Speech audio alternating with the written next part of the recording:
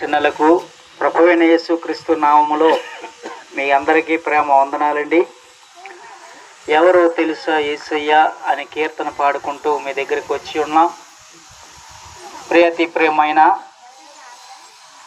యేసు ప్రభువారు సర్వలోకానికి అధికారి అయి ఉండి ఆయన ఈ లోకానికి రావటానికి కారణం 2-3 మాటలు మీతో చెప్పాలని ఆశ కలిగి ఉన్నాం.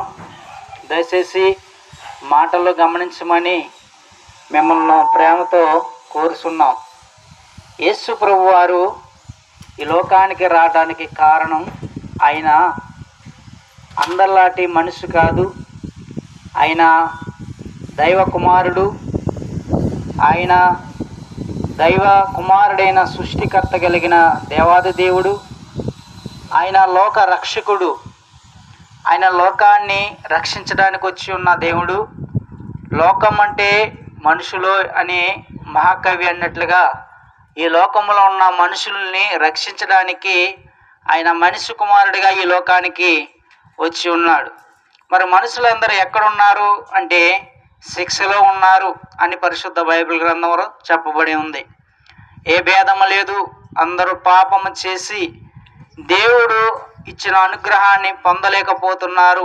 అనగా అందరూ కూడా శిక్షలో ఉన్నారని దేవుడు ఎరిగిన దేవుడు కాబట్టి ఆ శిక్ష నుంచి తప్పించడానికి మనిషి కుమారుడిగా ఈ లోకానికి దిగొచ్చిన దేవాది దేవుడు.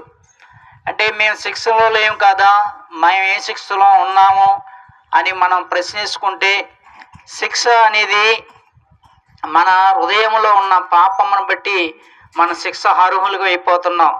ఏమిటంటే దొంగతనాలు, అలాగే వ్యభిచారము, అలాగే అబద్ధములు, మోసము, ఇవన్నీ కూడా శిక్షకి కారకుడు. కాబట్టి ఈ శిక్షలో ఉన్నవారందరూ కూడా ఆ శిక్షకి కారణం అందరూ కూడా మరణానికి వెళ్ళబోతున్నారు.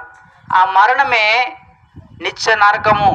ఆ నరకములో భయంకరమైన ఏడుపు, భయంకరమైన అరుపులు ఉంటాయి. కాబట్టి ఆ నరకం నుంచి తప్పించడానికి, ఆ శిక్ష నుంచి తప్పించడానికి ప్రభువైన యేసుక్రీస్తు వారు మనిషి కుమారుడిగా ఈ లోకానికి దిగొచ్చిన దేవుడు. ఆయన సర్వాధికారమైన దేవుడు కాబట్టి ఈ సృష్టి యావత్తు మీద ఆయనకి అధికారం ఉంది. అలాగే ఈ సృష్టిలో ఉన్న ప్రతి మనుషుని మీద కూడా ఆయనకి అధికారం ఉంది.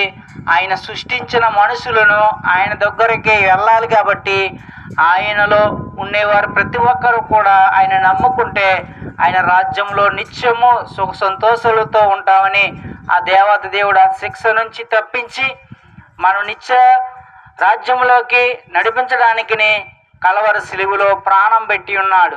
2025 సంవత్సరాల కిందటే ఆయన మానవుడిగా ఈ లోకంలో సంచరించి ఆయన కలవరి సిలువలో ప్రాణం పెట్టి ఆయన కలవరి సిలువలో అందరి కొరకు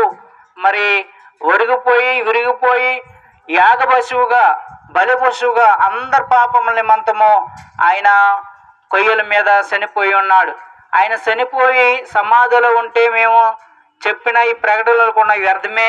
ఆయన మృత్యుంజయుడిగా ఆరోహణమై తిరిగి రాబోతున్న ప్రభువుని మీ ఎదుట మేము చెప్పడం జరుగుతున్నది.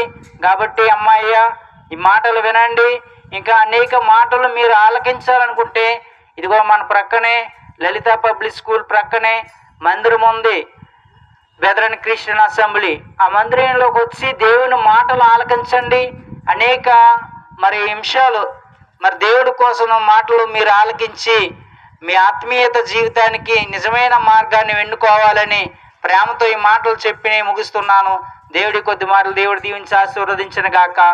ఆమేన్. చిన్న ప్రార్థన. మహోన్నతుడా, సర్వాధికారి, ఇక్కడ చెప్పిన మాటలు ప్రభు ఇక్కడ ఉన్న ప్రజలకు నాయన నీ సహాయం అనుగ్రహించి రాబో దినాల్లో మిమ్మల్ని నమ్ముకునే భాగ్యాన్ని చూపించమని మా రక్షకుడైన యేసుక్రీస్తు నామములో ప్రార్థిస్తున్నాం పరమ తండ్రి. ఆమేన్.